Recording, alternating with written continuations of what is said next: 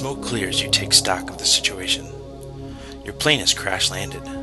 Just a few minutes before the crash, you and your fellow students had been flying high over the Pacific on your way to Japan to participate in an exchange program.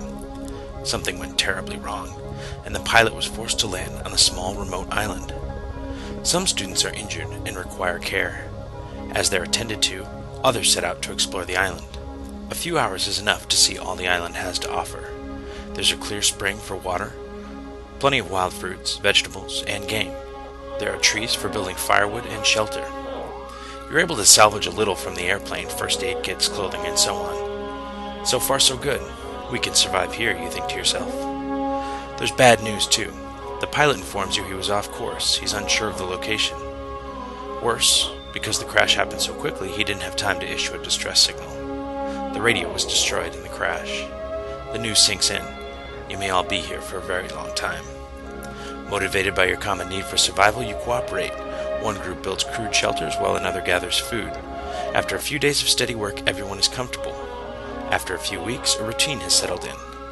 The first sign of trouble comes from one student who refuses to take his turn to collect water from the spring. Other students support him. They wander off, refusing to do the work necessary for survival on the island.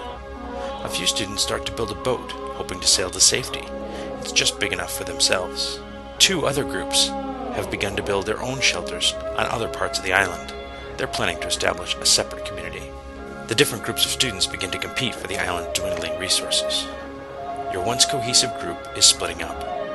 If something is not done, disaster will result. It is clear you need rules to govern your group. You need a code of conduct.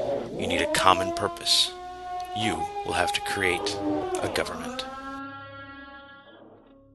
Here's how the simulation will work. First, your team will pick your form of government. Are you going to be a unitary government? A federal government? A confederate government? Second, you're going to elect group officers. One person will play the role of the leader and keep the meetings running. One person will be the Secretary of the Judiciary, in charge of making sure there's a fair and honest judiciary. Next person will be the Secretary of Defense, in charge of keeping the citizens safe from outside attack.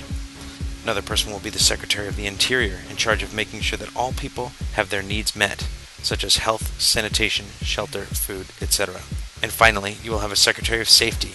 This is the head of the police, in charge of enforcing laws and make sure that people are safe from each other. Next, you will have to decide what form of government to take. Will you be a dictatorship, a direct democracy, a representative democracy?